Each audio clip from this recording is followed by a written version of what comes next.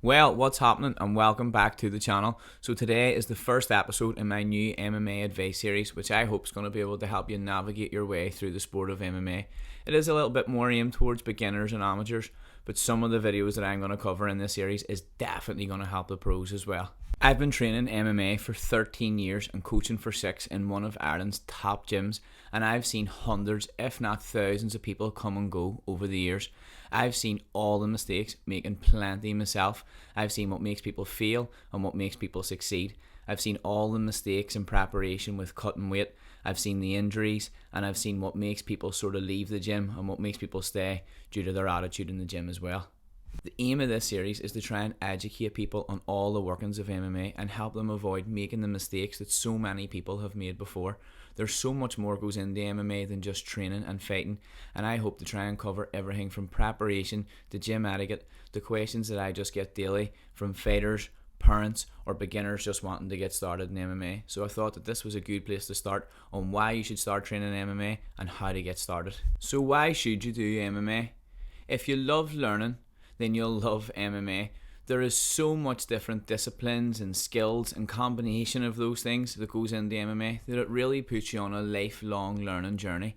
And that's why I love it so much. It's because it's more like human chess versus human cockfighting, as it was once described, or it's just so much more than just cage fighting.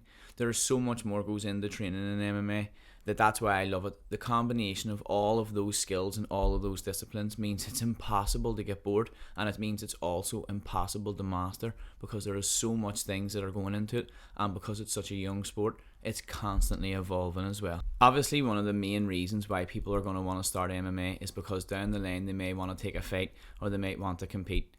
Fighting in MMA is the ultimate physical, mental and spiritual test that a human can possibly take. There is nothing that you can do is tougher. That's why it attracts a lot of people, but it's also not for everyone.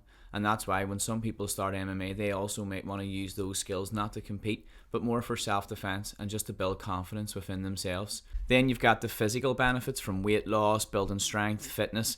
MMA is going to give you all those things. It's a lot more fun way to exercise rather than just running on a treadmill or lifting weights all the time. So a lot of people can get into MMA not just compete or just for the self-defense, because it's a really fun way to exercise. Then there's the mental health benefits, and this is where I believe it really shines. Because the techniques and the training require such a high level of mental focus and energy, then we don't really have the time or the energy to think about anything else. So when you're training in MMA, you're not thinking about bills, you're not thinking about anything like that. And very rarely do humans or ways people get to live in the moment, and MMA really puts you there.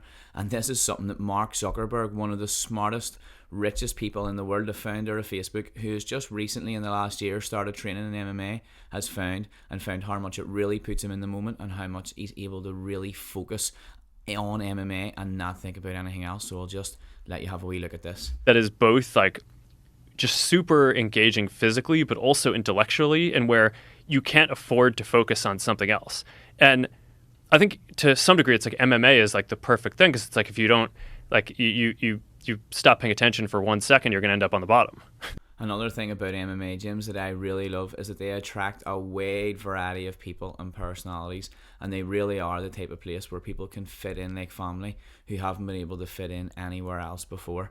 They really are a welcoming environment, despite what most people think that they are a scary and intimidating place. And although that might be the case in some regards, but once you're in through the doors, it really isn't the case in most places, and you'll find that everyone's very respectful and very welcoming. Something else about MMA that I love, and we talk about this in our gym all the time, is that it really is the only sport that after about 3 months the people want to give up their job and just train full time.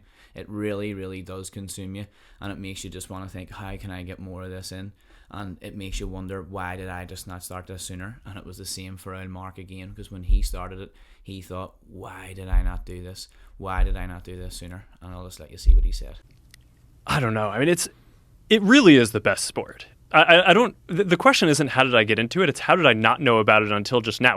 From the very first session that I did, like 5 minutes in, I was like, where has this been my whole life? So how do we get started? I'm going to give you some do's and don'ts and tips to try and make their journey a bit of a smoother experience, especially at the beginning when it's very, very easy to get put off. So you want to start out by finding some local gyms and then having a look at their timetable. And you want to look for fundamentals or beginner classes, or at the very least some mixed level classes. That way you're going to be able to start with people who are around your own level, and it's not going to be too much for you whenever you get there in terms of the amount of technique or the level of detail that you're going to be getting in those techniques. When you get there, the coach should be very welcoming and show you the basics like no shoes on the mats and how to pay and do all those types of things, and just make you feel quite welcome in general and get you sorted out with a partner on your first night, so that way you have someone to train with and someone who's going to be able to help you out, because that is a big anxiety for people whenever they're first starting, is who will be my partner. If you go to the right gym, the coach should help find you a partner on that night. So here's some things that you'll want to avoid.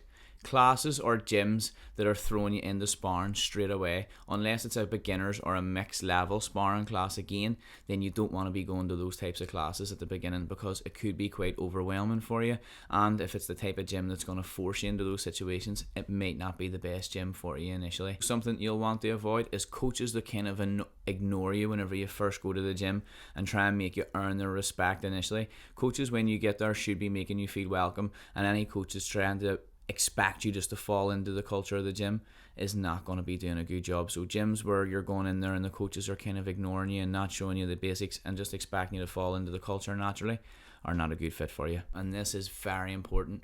Do not try to show how hard you can hit, how strong you are, how fit you are, how hard you can squeeze, as this never ends well. This is something that I have seen a lot of beginners do, and it never ends well for them. So my advice is don't do that.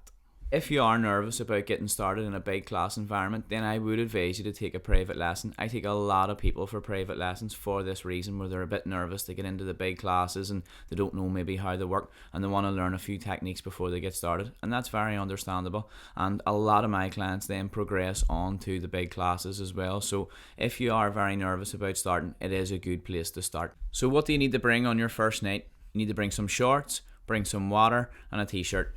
Have an open mind and get ready to fall in love. I absolutely love MMA, and it really is one of those sports that when you start it, you do wish that you had started it sooner, and it can consume you right from the first night. That's the way it was for me whenever I started as a wee skinny kid 13 years ago. I absolutely loved it and couldn't wait for more. Don't be that guy. Start right away, and don't be the person saying, I wish I had started sooner. God, I wish I started when I was younger. I go, well, yeah, but you didn't. So shut the fuck up and let's Right. keep going. So I really hope you enjoyed the first episode in the MMA Advice Series and that it was helpful for you. Let me know in the comments what your first experience with MMA was like, and let me know if this video was helpful for you. Also, if you have any questions that you'd like me to cover in future episodes, then leave that in the comments as well. Don't forget to hit the like button and subscribe. Thank you.